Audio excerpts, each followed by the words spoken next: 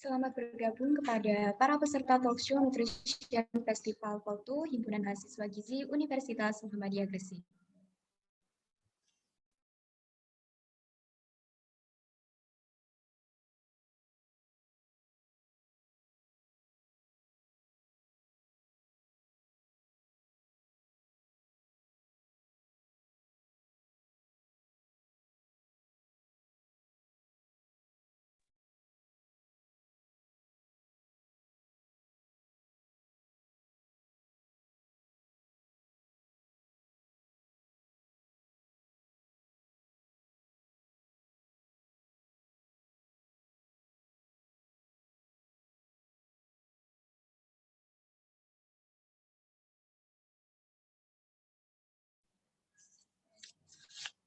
Bismillahirrahmanirrahim.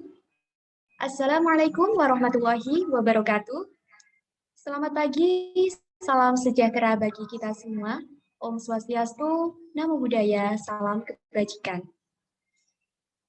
Yang terhormat Kaprodi Gizi Universitas Muhammadiyah Gresik, Bapak Heri Purnama Pribadi SORMKes.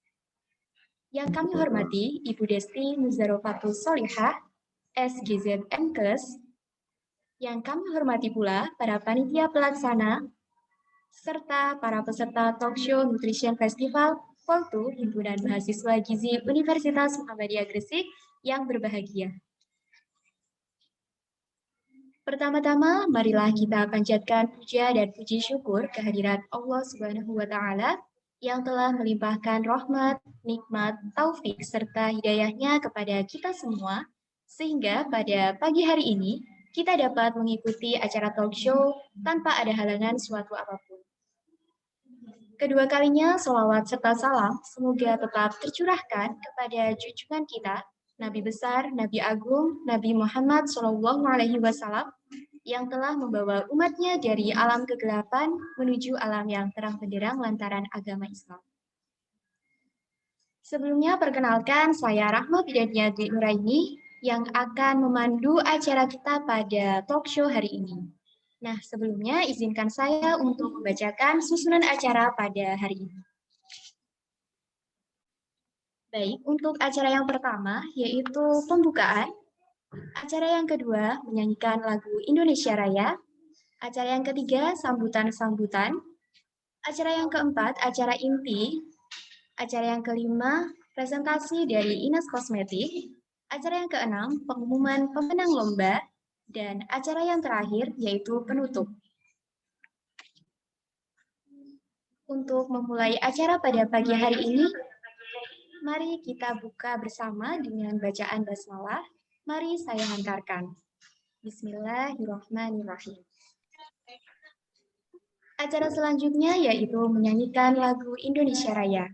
Kepada para peserta dimohon untuk tetap menonaktifkan fitur mikrofon.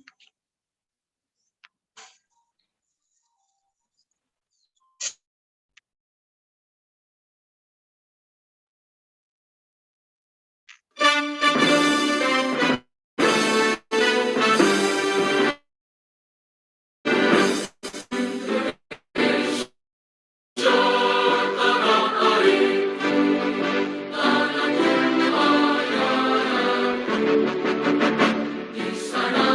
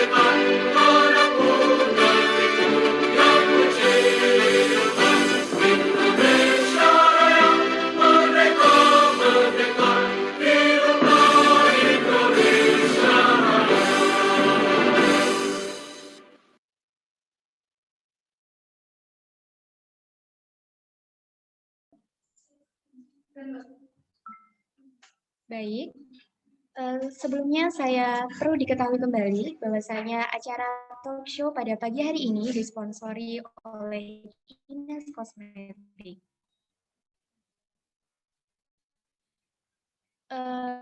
Mohon kepada para peserta dan juga panitia untuk memasuki acara selanjutnya, yaitu sambutan-sambutan.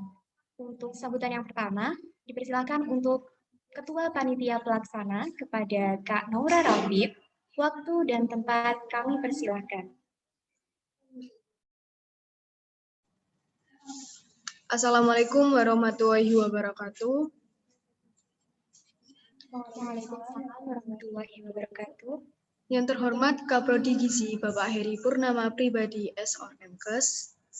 Yang kami hormati Ibu Desti Muzarofatus Soliha SGIS MKes.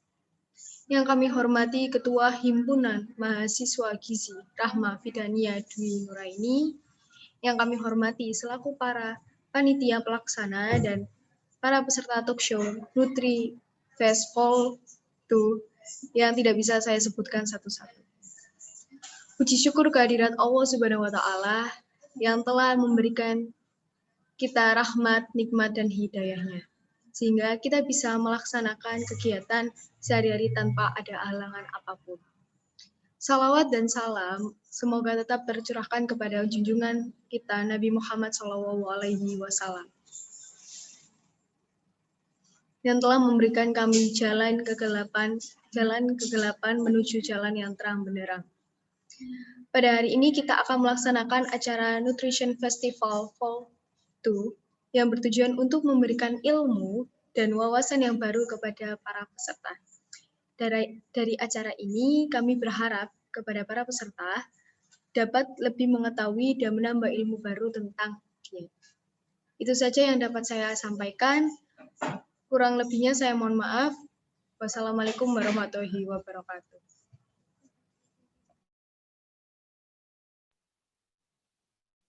Waalaikumsalam warahmatullahi wabarakatuh.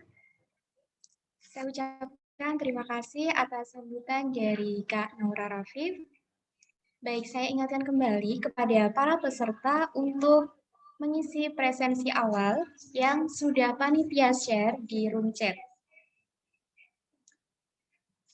Oke, silakan panitia bisa mengirim untuk link presensi awal. Dan saya ingatkan kembali kepada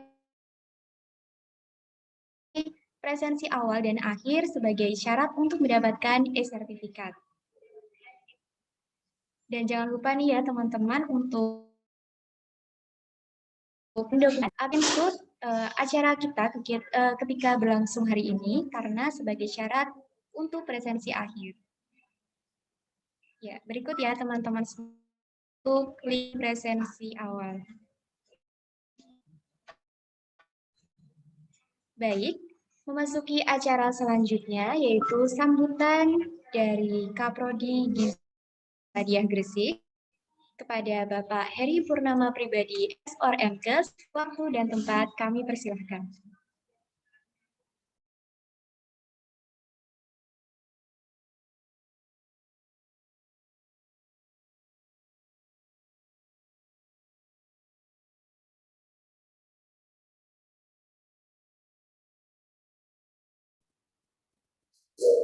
Assalamualaikum warahmatullahi wabarakatuh. Apakah suara saya terdengar? Waalaikumsalam warahmatullahi wabarakatuh. Iya, terdengar Bapak. Alhamdulillah. Mohon maaf saya agak lama karena saya juga mencari sinyal di sini. Bismillahirrahmanirrahim. Alhamdulillahirrahmanirrahim. Assalatu wassalamu ala rasulillah. Alhamdulillah nahmaduhu wa nasta'inuhu wa nastaghfiruh wa na'udzu billahi min syururi anfusina wa min sayyiati a'malina. May yahdihillahu fala mudilla lahu wa may yudlil fala hadiya lahu. Asyhadu an la ilaha illallah wahdahu la syarika lahu wa asyhadu anna Muhammadan abduhu wa rasuluh. Amma ba'd. Yang terhormat Ibu Desti Muzarofatus Solihah SKM MKes selaku narasumber pembicara pada kegiatan hari ini serta panitia dan teman-teman dari Himpunan Mahasiswa Gizi Universitas Muhammadiyah Gresik yang sangat saya banggakan. Saya ucapkan banyak terima kasih kepada teman-teman yang sudah mengupayakan kegiatan ini sehingga dapat terlaksana pada hari ini. Terima kasih juga kepada Bu Desti yang sudah meluangkan waktunya untuk mengisi kegiatan dari teman-teman mahasiswa gizi. Berupa salawat dan salam kita panjatkan kepada Nabi Muhammad SAW karena berkat bimbingan beliau kita dapat mengetahui mana yang hak dan mana yang batil serta kita dapat pedoman dan penerang untuk kehidupan kita di dunia dan juga di akhirat. Saya juga minta maaf mungkin jika nanti saya tidak bisa mengikuti sampai selesai karena saya habis ini mau ada acara di luar kota ya. Jadi saya mungkin hanya mengikuti separuh jalan. Jadi sebelumnya saya sudah menyampaikan mohon maaf ya. Kemudian harapan saya untuk kegiatan hari ini itu dapat memberikan manfaat ya, manfaat untuk kita semua ya. Ini kan temanya adalah bentuk temanya apa tadi saya lupa, membentuk tubuh ideal dengan memanfaatkan bahan lokal ya. Semoga dengan adanya talkshow ini nanti bisa memberikan wawasan baru serta inovasi-inovasi terbaru dari teman-teman gizi terutama dari Universitas Muhammadiyah Gresik sendiri untuk lebih banyak memanfaatkan bahan-bahan lokal yang sudah tersedia di sekitar kita ya, terutama di sekitar rumah yang mungkin sudah dimulai dari kakak kelas dan juga teman-teman HIMA yang sudah mulai memanfaatkan bahan-bahan lokal untuk modifikasi makanan yang bisa digunakan untuk program pembentukan tubuh ideal atau mungkin bahasa kerennya itu diet ya. Itu ada yang sudah membuat snack bar, ada yang sudah membuat mie dan lain sebagainya. Dan saya harapkan nanti ke depannya teman-teman dari HIMA ya, dari HIMA GIS UMG lebih banyak menghasilkan inovasi-inovasi yang berbahan pangan lokal. Kemudian terima kasih juga kepada para undangan dan juga para peserta yang bersedia meluangkan waktunya untuk mengikuti talkshow yang diadakan oleh teman-teman dari panitia HIMA Gizi Universitas Muhammadiyah Gresik. Saya harap semuanya nanti dapat berjalan dengan lancar, kemudian memberikan manfaat dan keberkahan kepada kita sehingga acara ini dapat berjalan dengan lancar, kemudian dapat memberikan manfaat sebanyak-banyaknya untuk kita semua, terutama bagi teman-teman dari HIMA GIS Universitas Muhammadiyah Gresik. Sekali lagi saya ucapkan terima kasih banyak kepada pemateri yaitu Bu Desti dan juga teman-teman panitia dari HIMA GIS Universitas Muhammadiyah Gresik. Baik, itu saja yang mungkin bisa saya sampaikan. Kurang lebihnya saya mohon maaf. Semoga acara ini lancar, sukses, dan bermanfaat untuk kita semua. Terima kasih. Assalamualaikum warahmatullahi wabarakatuh. Waalaikumsalam warahmatullahi wabarakatuh. Terima kasih kami sampaikan kepada Bapak Heri yang sudah memberikan sambutan yang luar biasa pada pagi hari ini. Baik, saya ingatkan kembali, perlu diketahui bahwasanya acara hari ini disponsori oleh Ines Kosmetik. Kepada para peserta yang baru bergabung, bisa langsung mengisi link presensi awal dan jangan lupa untuk mendokumentasikan atau men-screenshot kegiatan kita ketika berlangsung karena sebagai syarat untuk mengisi link presensi di akhir acara. Oke, teman-teman semua gimana nih? Sebelum kita masuk ke acara inti, semangat dari para peserta talk show pada pagi hari ini. Bisa dong dikirim reaction untuk tahu nih seberapa semangat kalian semua untuk menimba ilmu bersama di acara pada pagi hari ini. Ayo dong, mana nih reaction-nya?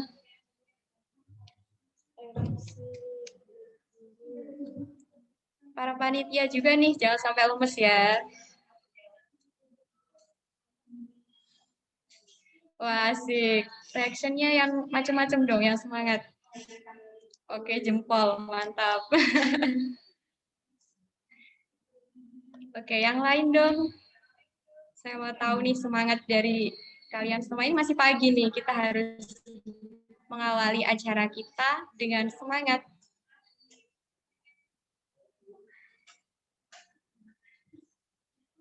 Oke, panitia gimana nih? Masih semangat ya?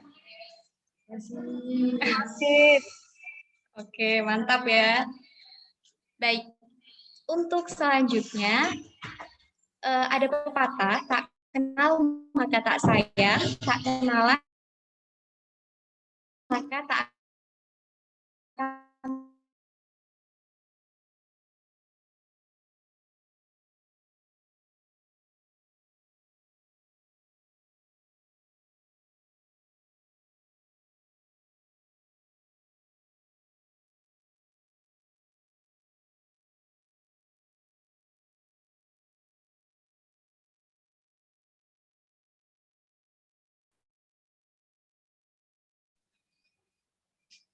Baik, ini dia sosok beliau yang akan memberikan sambutan, memberikan materi pada acara pada pagi hari ini.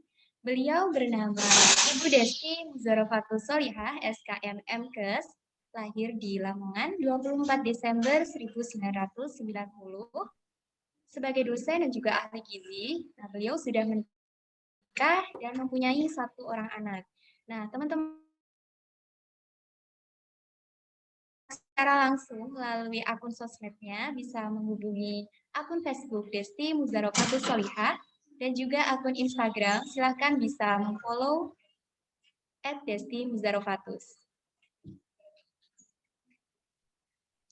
Nah, Bu Desti ini pendidikan formalnya yaitu ada di 3 Akademi Gizi Surabaya, S1 Universitas Airlangga jurusan Kesehatan Masyarakat Peminatan Gizi, dan juga S2 Universitas Airlangga jurusan Ilmu Kesehatan Masyarakat Peminatan Gizi. Selanjutnya pendidikan formal, ini ada sertifikasi gizi olahraga prestasi hingga pelatihan pengembangan keterampilan dasar teknik instruksional. Next.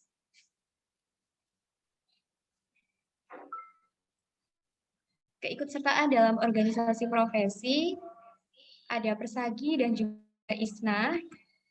Kemudian untuk publikasi karya ilmiah, ada 2 publikasi nih teman-teman ya. Luar biasa sekali Ibu Desti.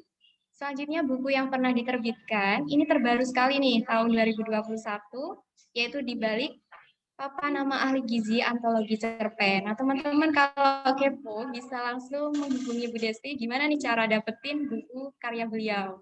Next. Nah, pengalaman narasumber, moderator,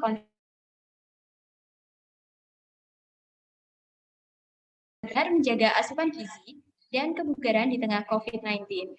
Next. Pengalaman pekerjaan, untuk yang terbaru yaitu sebagai ahli gizi, nama instansi Kemenpora Wilayah Jawa Timur. Next. Nah, keikutsertaan kegiatan seminar, wow, sangat luar biasa sekali Bu Desti ini ya.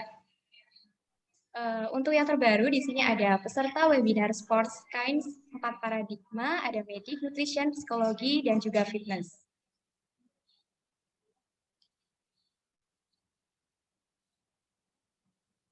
Wah, sungguh banyak sekali nih teman-teman. Baik, tanpa menunggu lama-lama lagi, di sini saya langsung saja sapa Ibu Desti. Halo Ibu Desti. Halo Mbak Rahma. Terdengar jelas suara saya?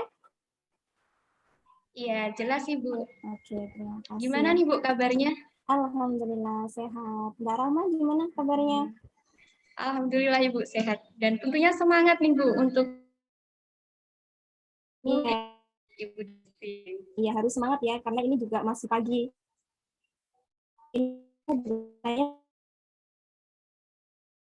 Sebagai generasi milenial. Oke.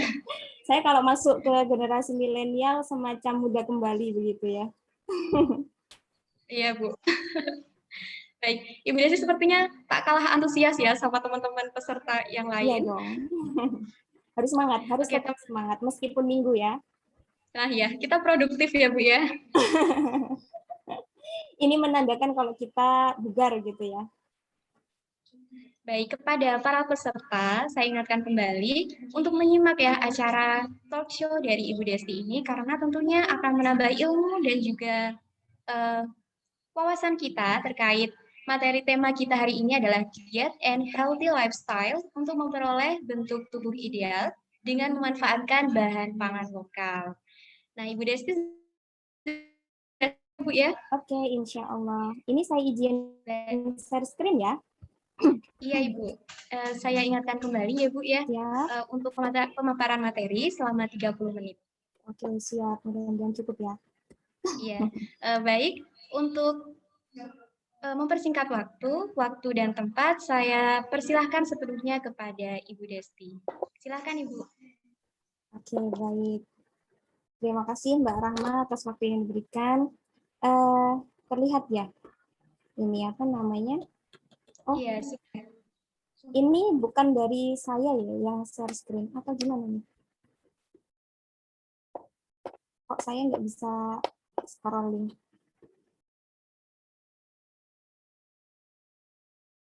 Oke, saya share screen lagi ya, coba ya. Iya, Ibu. Bismillah. Oke, sudah ya? Sudah terlihat? Sudah. Oke, baik. Saya mulai. Bismillahirrahmanirrahim. Assalamualaikum warahmatullahi wabarakatuh. Waalaikumsalam. Waalaikumsalam warahmatullahi wabarakatuh. Yang saya hormati Bapak Kaprodi, Pak Heri. Yang saya hormati semua teman-teman panitia yang telah bekerja keras ya, tentunya bukan hanya untuk hari ini, melainkan sudah dari jauh-jauh hari sebelum hari ini. Dan yang saya hormati juga semua para peserta Tukso yang hari ini bergabung dalam sebuah forum yang insya Allah membawa manfaat dan penuh berkah. Amin. Baik, izin sharing pada pagi hari ini terkait tema ya, yaitu tentang diet dan healthy lifestyle untuk berat badan ideal dengan kekhususan menggunakan produk pangan lokal begitu ya. Nah, untuk outline pembahasan kita pada pagi hari ini saya coba bagi menjadi 3. Yang pertama mengenai diet sehat untuk berat badan ideal, yang kedua mengenai gizi pangan lokal, dan yang ketiga mengenai tren diet viral, aman atau tidak begitu. Baik, kita masuk ke pembahasan yang pertama, yaitu mengenai diet sehat untuk berat badan ideal.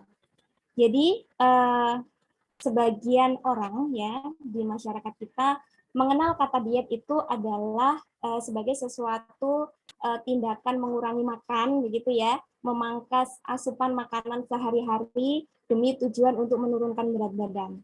Padahal sebenarnya arti diet yang sebenarnya adalah proses pengaturan pola makan untuk tujuan tertentu. Jadi kalau kita lihat dari pengertian dari diet sendiri, sebenarnya itu tidak hanya berlaku bagi orang yang mengalami kelebihan berat badan saja begitu ya. Jadi kalau dari arti ini ya, memang benar orang yang mengalami berat badan berlebih memang sebaiknya melakukan diet untuk mencapai berat badan ideal atau normal begitu ya, dengan cara yang aman tentunya. Nah, tetapi ini juga akan berlaku bagi orang yang mempunyai berat badan yang kurang ya, tentu juga harus melakukan diet. Tetapi tujuannya adalah untuk meningkatkan berat badannya ya, untuk mencapai berat badan ideal ya, tentunya dengan cara yang aman. Berlaku juga bagi orang-orang yang mengalami kondisi khusus, misalnya nih kadar glukosa darahnya tinggi ya, tekanan darahnya tinggi, mengalami hiperkolesterol dan lain sebagainya ya. Tentu ini juga membutuhkan tindakan diet untuk mencapai kondisi normal kembali. Nah, bagaimana dengan orang yang diet dengan tujuan berat badan ideal? Nah, ini sebaiknya kita tidak hanya berpatokan pada angka timbangan saja begitu.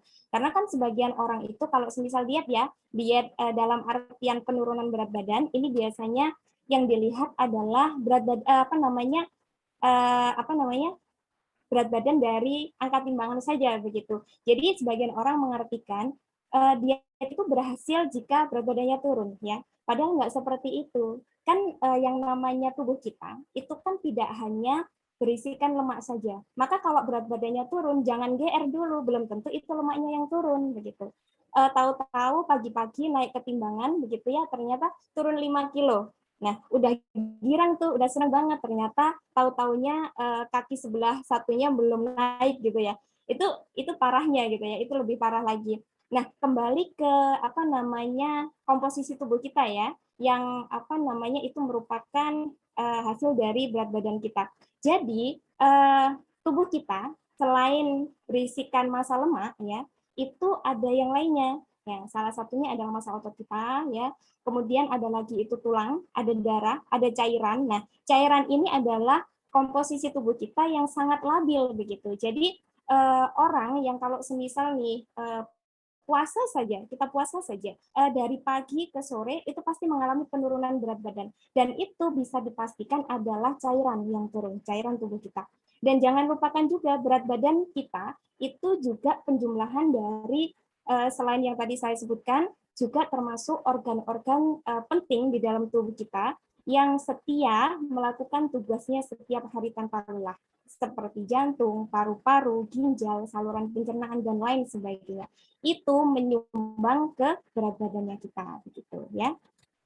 Nah, ini tadi ya yang saya sebutkan bahwasanya selain massa lemak, ada otot, ada tulang, ada cairan, dan organ-organ tubuh kita. Begitu. Nah, di sini saya menampilkan gambar ya, di mana itu perbedaan dari weight loss dan fat loss ya. Jadi berbeda ya, teman-teman. Saya menyebutnya teman-teman aja ya, biar saya berasa muda. Karena ini kan sebagian besar apa namanya pesertanya masih muda-muda begitu ya. Jadi teman-teman, ini saya menampilkan gambar ya, dua hal yang berbeda. Kalau yang weight loss itu berarti hanya berpatokan pada turun berat badan saja begitu. Berbeda dengan fat loss ya. Kalau fat loss itu sudah pasti massa lemaknya yang turun. Nah, bisa dilihat dari gambar saja ya. Dengan berat badan yang sama ya, itu kalau yang sebelah kiri terlihat lebih besar ya, lebih lebar begitu dibandingkan yang sebelah kanan ya. Nah, ini menandakan kalau yang sebelah kanan itu massa lemaknya lebih sedikit ya, otomatis ini massa yang lainnya bertambah seperti massa otot. Karena kenapa? Dengan berat yang sama, otot dan lemak itu penampakannya jauh lebih singset, jauh lebih kecil apa namanya yang massa ototnya lebih banyak begitu. Gitu ya. Nah, itu kita tahunya massa lemak kita berapa persen, massa ototnya berapa persen, itu kita bisa melihat dari salah satu parameter penilaian status gizi, yaitu komposisi tubuh ya. Komposisi tubuh dapat dinilai dari alat dia namanya, itu yang paling mudah. Atau kalau teman-teman gizi ya, di sini kan pasti banyak teman gizi, mahasiswa gizi ya, sudah mengenal yang namanya Skinfold Caliper. Nah, itu juga bisa mengukur dan bisa mengetahui komposisi tubuh kita begitu. Jadi kalau kembali ke massa lemak, kalau perempuan itu sebaiknya memang tidak lebih dari 30% ya, itu massa lemaknya. Kalau laki-laki tidak boleh lebih dari 20%. Nah, salah satu apa namanya penilaian ada yang namanya IMT ya. IMT ini mungkin kalau teman-teman kesehatan khususnya orang gizi ya, teman-teman gizi pasti sudah tidak asing ya dengan IMT.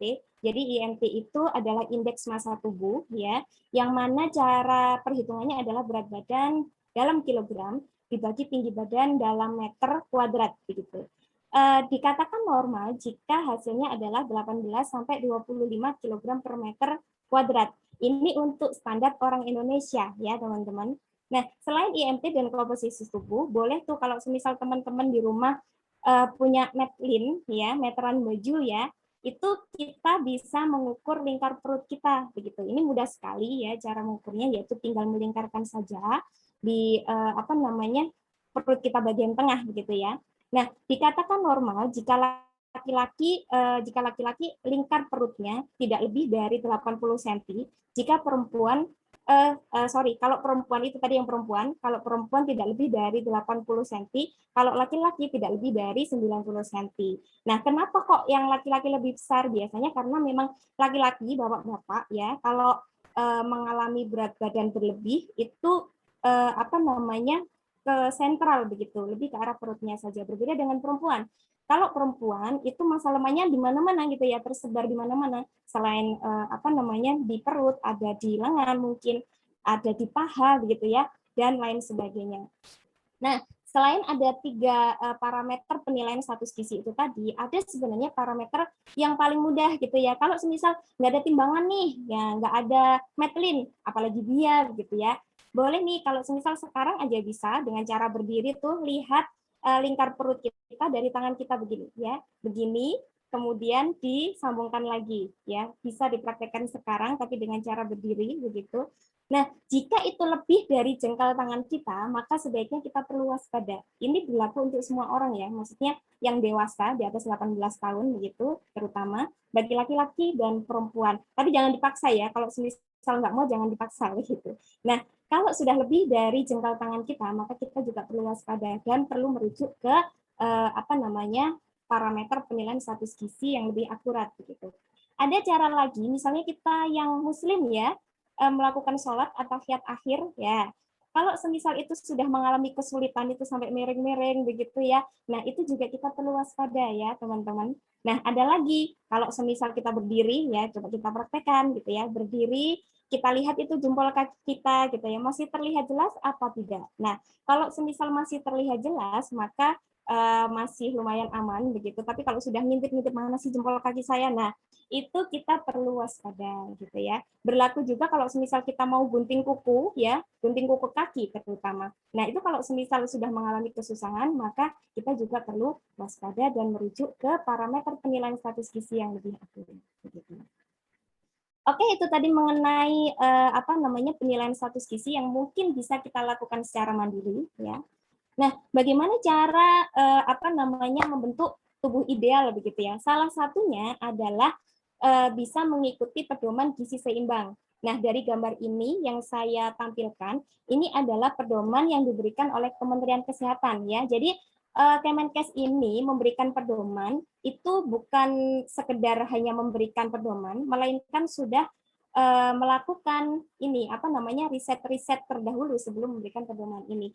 Dan ini sudah istilahnya dikhususkan untuk orang-orang Indonesia. Nah, ini adalah cara mudah ya, teman-teman. Di sini ada 4 pilar gizi seimbang penting ya. Mungkin teman-teman gizi sudah hafal di luar kepala begitu ya, apalagi kalau mahasiswa gizi yang sudah semester akhir. Nah, di sini ada 4 pilar ya.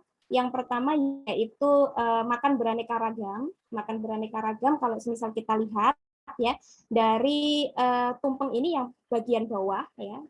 Mungkin saya besarkan sedikit. Oke, yang bagian bawah ini ada sumber karbohidrat ya, teman-teman. Jadi selain nasi ya, biasanya orang Indonesia itu kan identik dengan nasi ya.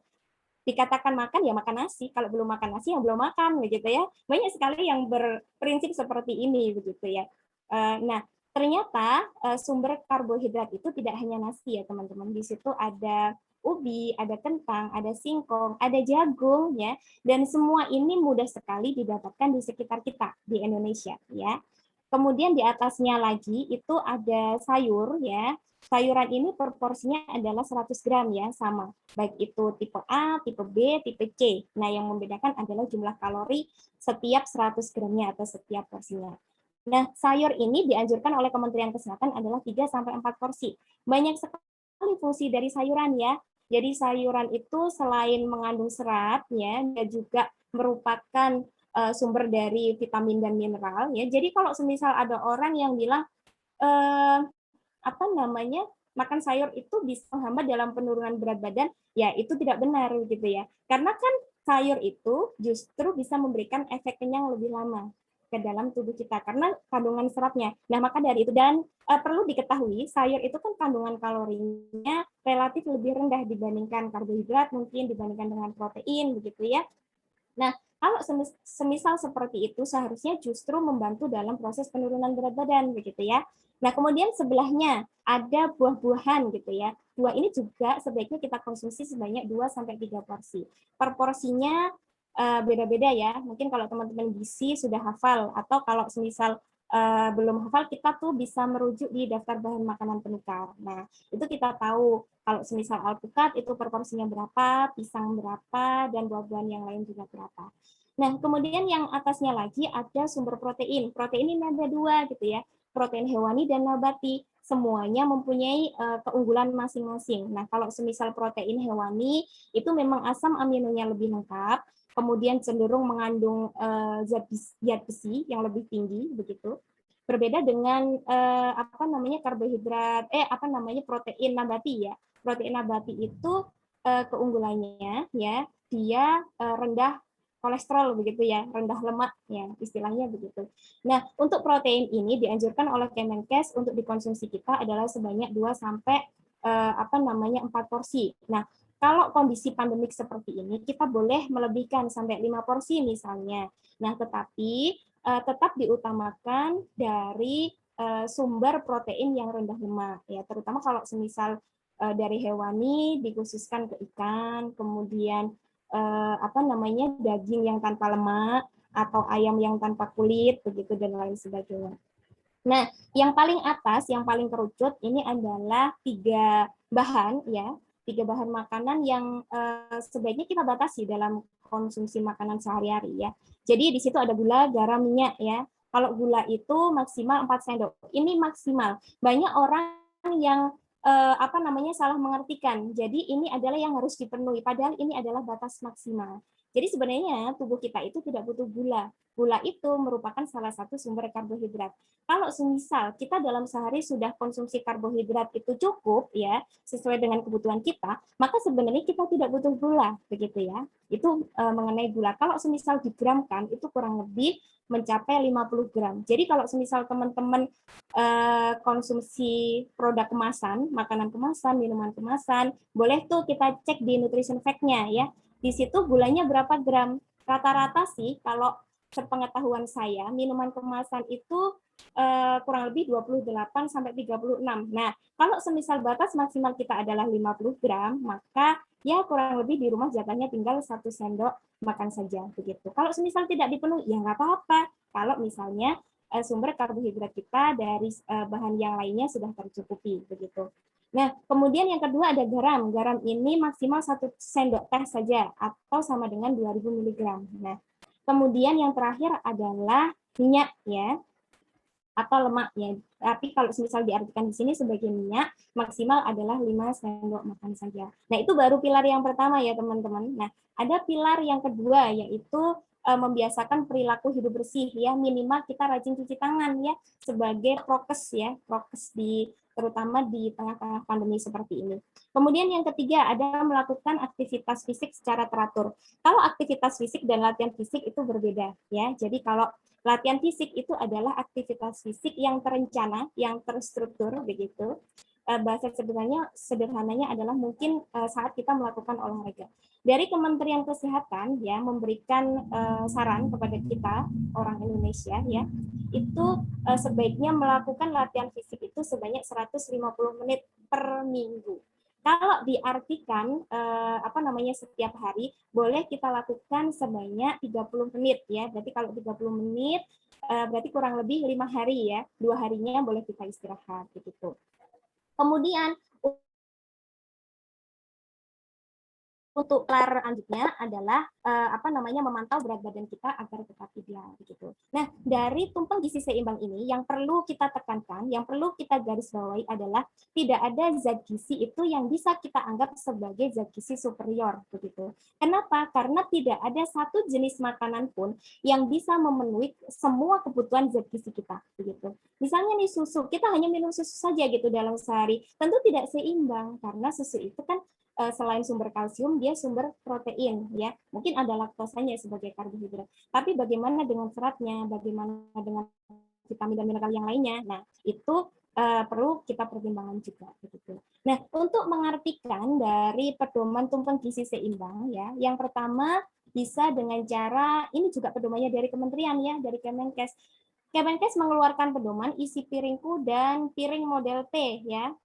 Teman-teman gizi pasti paham banget ya. Kalau semisal di sini ada orang di luar gizi ya, jadi seperti ini adalah pedoman dari kementerian untuk mengartikan dari tumpeng gizi seimbang itu tadi. Jadi isi piringku ini ditujukan kepada orang yang mempunyai status gizi normal ya. Jadi sepertiga bagian itu sumber karbo, sepertiga bagian sumber sayuran, sepertiga bagian itu adalah bisa diisi dari sumber protein dan buah begitu. Nah, kalau untuk kita yang sudah mengalami kelebihan berat badan, boleh mengikuti pedoman dari piring model T. yaitu setengah bagian itu diisi sayuran, seperempat itu sumber dari karbohidrat, dan seperempatnya lagi sumber dari protein. Nah, ini ada gambarnya ya. Ini mungkin ada yang nggak sengaja ngecoret ya, nggak apa-apa. Jadi di bawahnya ini saya mencantumkan contoh juga ya. Kalau yang sebelah kanan itu adalah piring model T ya. Jadi kalau semisal kita piringnya bulat begitu, nah separuhnya itu diisi dengan sayuran begitu. Nah, selain dari dua pedoman ini, ada lagi pakai pedoman tangan kita ya. Jadi dalam sekali makan ya sumber karbonnya itu boleh satu kepalan tangan kita sendiri ya teman-teman, bukan pinjam dari temennya begitu. Karena kepalan setiap orang itu berbeda dan itu menunjukkan dari kebutuhan kita. Begitu. Nah, untuk karbohidrat itu sebesar kepalan tangan kita, untuk protein itu telapak tangan kita, ya. Kemudian untuk sayur adalah lebih banyak, 2 tangkup atau tangkup tangan kita begitu. Nah, lemaknya seberapa? Lemaknya cukup seujung jempol dari tangan kita begitu ya. Nah, ini adalah aplikasi yang paling mudah yang bisa kita terapkan di kehidupan sehari-hari. Nah, kembali mengenai asupan gula, itu tadi adalah hal yang perlu kita batasi dalam konsumsinya.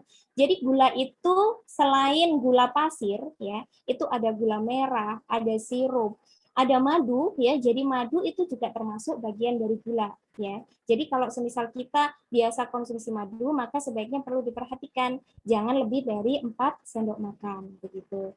Nah, tetapi lebihnya si madu dia selain mengandung gula, dia juga mengandung dari vitamin dan mineral beberapa begitu. Tetapi dia juga masih termasuk dalam golongan gula. Nah, kalau makan gula berlebih, apalagi di tengah pandemi seperti ini kita juga perlu waspada sebenarnya. Jadi gula itu bisa melemahkan kerja dari sel darah putih dalam fagositosis begitu.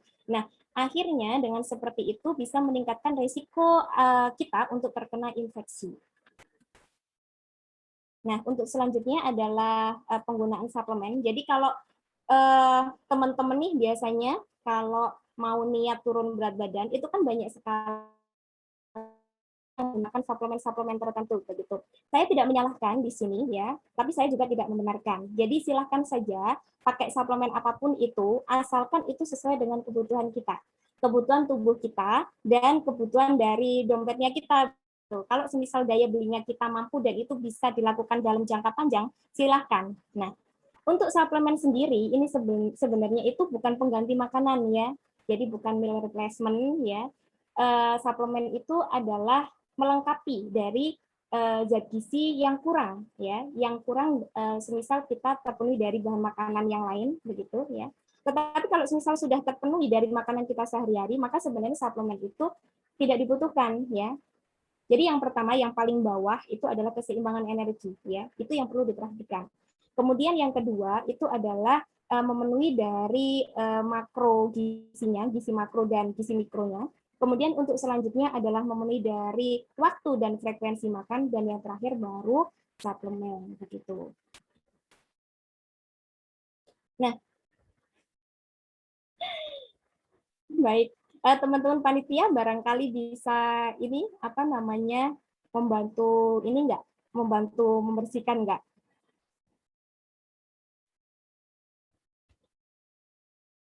Halo teman-teman panitia, ini terlihatnya bagaimana kalau di layar?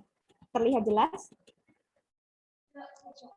Mohon maaf, untuk para peserta, dimohon jangan mencoret ya layar karena mengganggu dari peserta yang lainnya juga, begitu maksud saya, bukan hanya dari saya ya. Kalau dari panitia ini bisa dibantu untuk dihilangkan nggak? Biar peserta bisa melihat dengan jelas begitu. Mungkin nggak sengaja.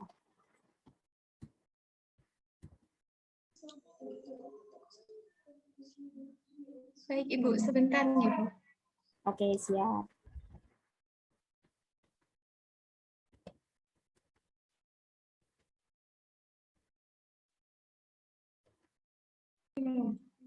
Mungkin Bu Desti bisa stop share screen dulu. Oh gitu. Iya, dicoba dulu. Oke. Coba ya, saya coba share, Iya. share screen lagi. Oke, baik, terima kasih Mbak Panitia. Oke, Mohon saya maaf ya, Bu. lanjutkan. Oke, nggak apa-apa. Mungkin ini bisa jadi nggak sengaja sih, Mbak. Nggak apa-apa. Oke, saya lanjutkan ke outline pembahasan yang kedua mengenai gizi pangan lokal ya. Nah, ini saya menemukan beberapa berita ya di media massa, karena memang media massa itu kadang juga belum tentu benar ya, tetapi ini bisa sebagai warning untuk kita bersama bahwasanya sebenarnya Indonesia itu belum bisa dikatakan mandiri dalam mencukupi atau memenuhi kebutuhan pangannya. Nah, kalau semisal karena memang di awal saya sempat nyinggung ya bahwasanya beras, nasi itu bisa dikatakan sumber dari karbohidrat utama ya bagi orang Indonesia. Nah, maka dari itu sebenarnya Indonesia ini sering melakukan impor beras. Nah, padahal ya selain beras, selain nasi, kan kita tahu ya banyak sekali pangan kita ya, pangan lokal terutama ya, itu berupa kentang, kemudian ubi ya, jagung, singkong ya dan lain sebagainya. Itu sebenarnya mudah sekali didapatkan di lingkungan kita. Sebenarnya hanya satu kuncinya, kebiasaan. Karena memang masyarakat Indonesia itu belum membiasakan untuk konsumsi sumber karbohidrat selain nasi. Nah, mungkin bisa dimulai dari kita, begitu ya. Dimulai dari kita dan keluarga untuk membiasakan konsumsi makanan yang beraneka ragam, begitu. Nah, kalau misal untuk mahasiswa gizi tadi Bapak Kaprodi sempat ini ya berpesan dari sini barangkali nanti teman-teman bisa mulai untuk ini apa namanya membuat produk dari pangan lokal ya yang kreatif yang itu bisa menyaingi menyaingi produk-produk luar begitu, produk-produk impor, sehingga dengan seperti itu kita bisa meningkatkan produk pangan lokal Indonesia begitu ya. Nah, mengenai karbohidrat ya, ini saya coba mencantumkan ada 3 sumber karbohidrat. Di situ ada jagung, ada kentang, ada ubi ya. Selain mengandung karbohidrat, dia juga kalau jagung dia sumber dari provitamin A ya. Kalau kentang itu mengandung kalium yang mana dia bisa membantu keseimbangan cairan dan elektrolit tubuh kita. Nah, kalau semisal ubi dia juga mengandung atau sumber dari vitamin A.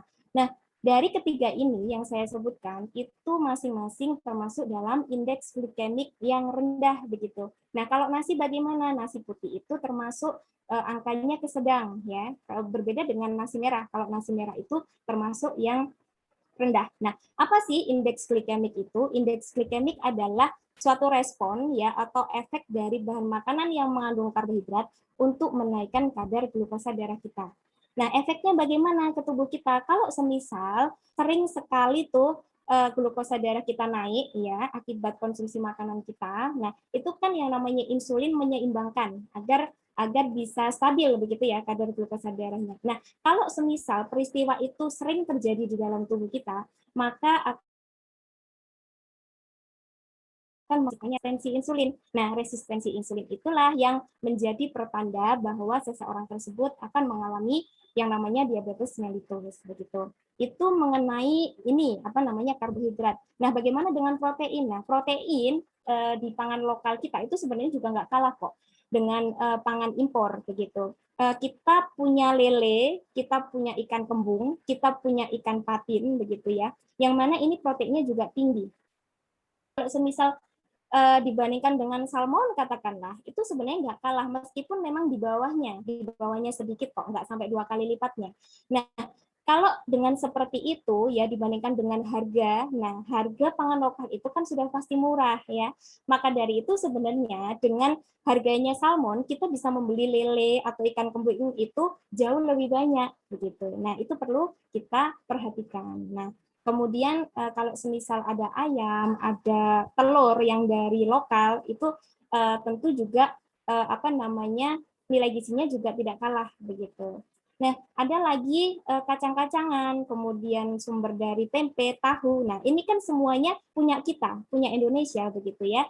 Dan sebaiknya memang kita juga konsumsi dari pangan lokal saja karena memang yaitu tadi nilai gizinya itu tidak akan kalah dengan pangan impor.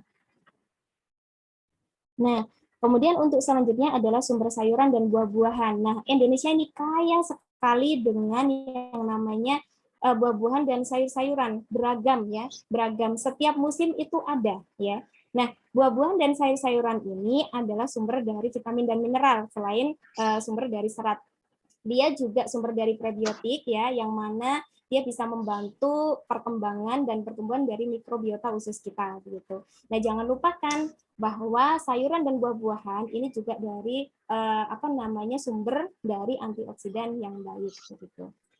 Nah, untuk selanjutnya coba saya tampilkan ini. Nah, kalau semisal teman-teman nih teman-teman gizi atau teman-teman yang mengalami atau sedang diet begitu, mungkin tidak asing ya dengan apa sih chia seed begitu ya. Ini saya ngambil dari salah satu akun ya, salah satu akun gizi di media sosial untuk membandingkan ini. Nah, ini coba dibandingkan dengan biji selasih. Ya, dari bentuk sama ya, dari bentuk itu hampir sama. Dan untuk nilai gizinya sebenarnya hampir sama begitu. Dan biji selasih ini kita punya, Indonesia punya, tidak perlu tuh yang namanya impor-impor lagi. Nah, itu merupakan suatu gambaran dari produk pangan lokal versus gitu ya. Saya kasih versus jika dibandingkan dengan produk impor. Nah, ini coba saya rangkum keunggulan dari pangan lokal. Mungkin nanti teman-teman bisa menambahkan kalau misal menemukan poin lagi ya. Yang pertama tentu lebih murah ya, karena kan tidak perlu tuh membawa dari negara lain ya, sehingga biaya produksinya itu jauh lebih murah otomatis. Kemudian yang kedua, zat gizinya lebih bisa dipertahankan. Kenapa begitu? Karena kan kalau semisal impor itu kan sudah mengalami proses yang banyak, terutama dalam hal untuk memperpanjang daya simpan begitu. Nah, kalau semisal proses dari petani ke mejanya kita ya, ke meja makan kita itu semakin pendek prosesnya, maka nilai gizinya tentu lebih bisa dipertahankan. Kemudian untuk selanjutnya tentu kita bisa mendukung petani lokal sehingga bisa mengurangi dari pangan impor. Nah, itu kira-kira gambaran dari produk pangan lokal. Nah, kita masuk ke pembahasan yang ketiga, yaitu mengenai tren diet viral. Nah, aman atau tidak?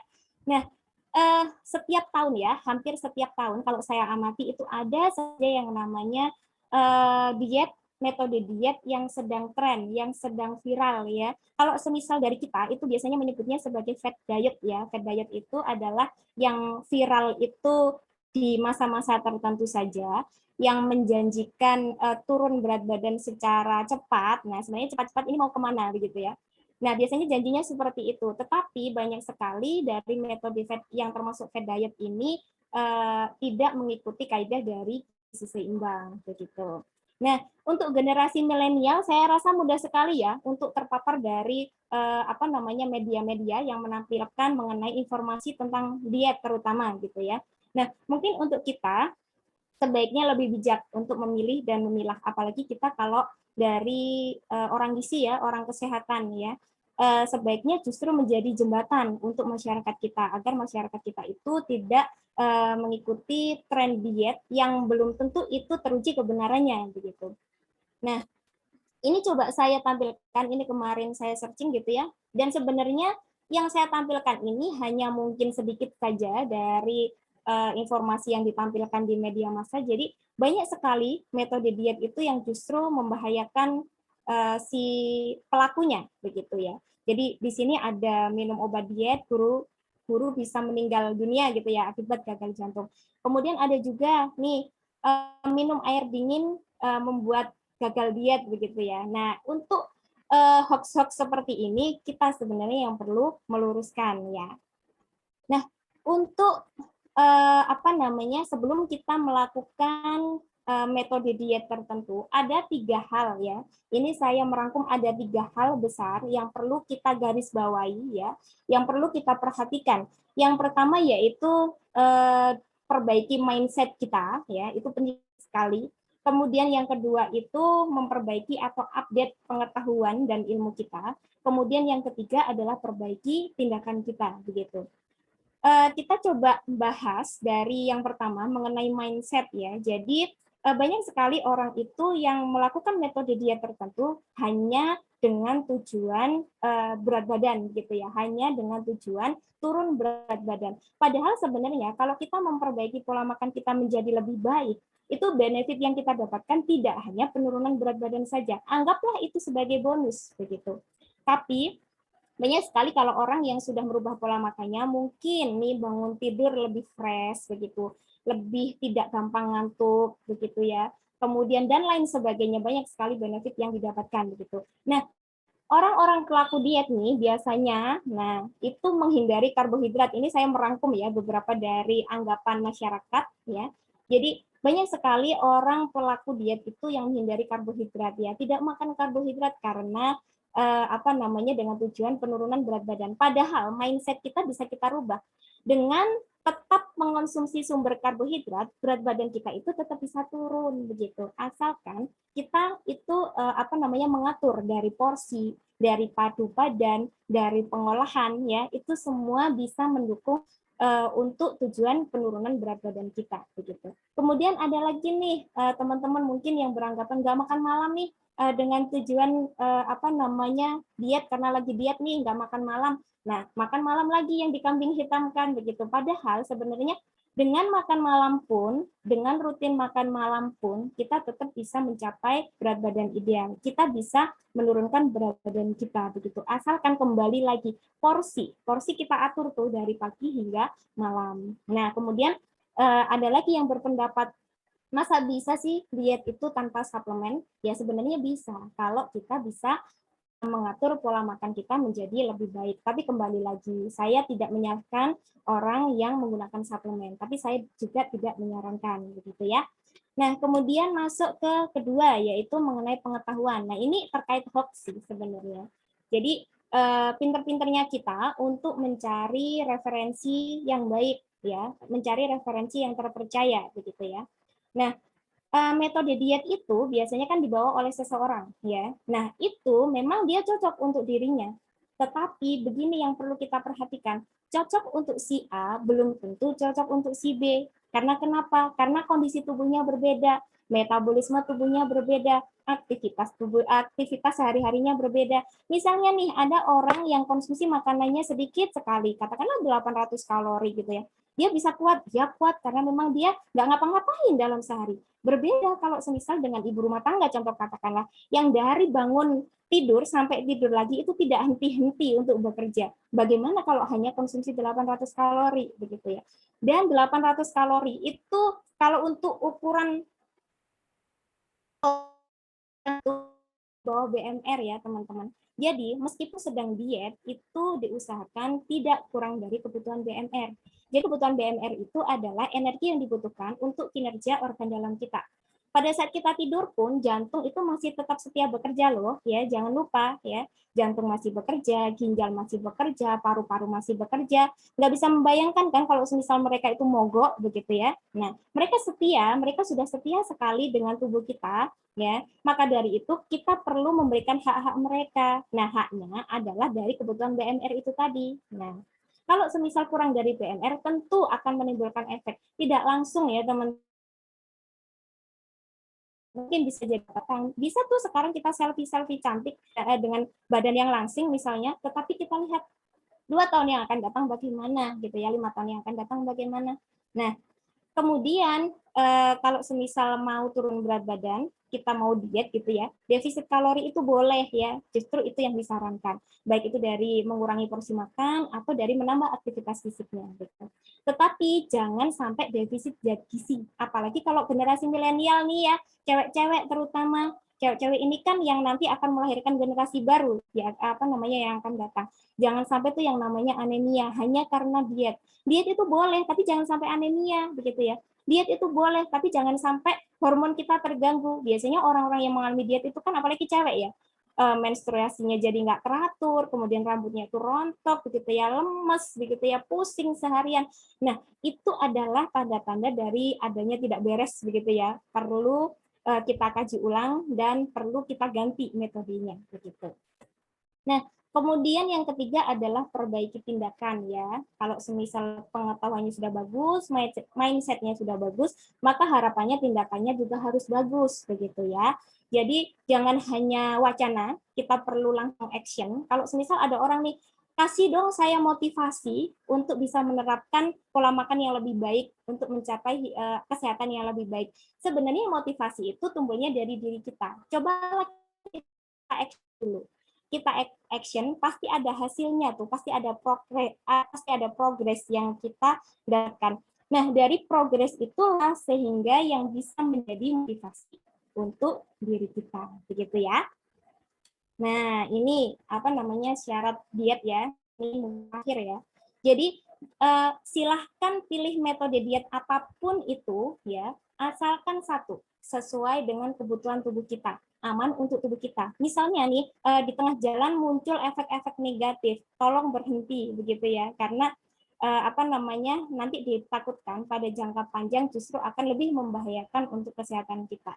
Kemudian yang kedua dapat diterapkan pada jangka panjang. Misalnya nih kalau teman-teman gizi ya apa namanya kenal yang namanya shirataki begitu ya. Shirataki ini booming sekali di kalangan pelaku diet karena memang kandungan kalorinya itu jauh lebih rendah jika dibandingkan dengan sumber karbohidrat lainnya begitu. Silakan kalau memang mau pakai itu, asalkan kembali lagi bisa diterapkan pada jangka panjang. Ya, harganya itu naudzubillah ya, dia apa namanya kalau dibandingkan dengan sumber pangan lokal saja, jangankan dibandingkan dengan beras, dibandingkan apa namanya sumber dari karbohidrat yang lainnya, tentu dia jauh lebih tinggi begitu ya. Nah, kalau misal memang bisa konsumsi itu sampai nanti, ya silahkan begitu ya. Tapi kalau memang tidak, mulai sekarang boleh tuh kita utak-atik lagi, kita variasikan lagi dengan apa namanya sumber makanan yang mudah didapatkan di sekitar kita begitu ya. Kemudian satu lagi yang penting, tidak memusuhi zat gizi tertentu. Misalnya nih ada yang lagi diet, saya nggak apa namanya, saya nggak mau temenan sama zat gizi ini. Nah, ini perlu kita kaji lagi gitu ya, perlu kita luruskan kembali. Oke, terakhir inilah saya begitu ya. Jadi ada nomor WA saya. Silakan kalau misal pengen kontak-kontak, pengen sharing, pengen curhat, asalkan bukan curhat mengenai si doi begitu ya. Kemudian